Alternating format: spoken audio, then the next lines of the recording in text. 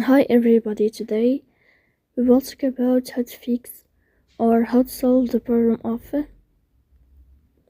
a home page on the application of Clover. You go to settings.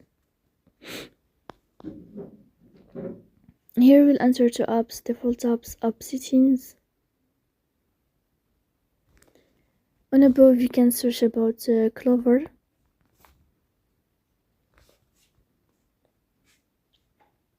Then you can click on first stop and you can click OK.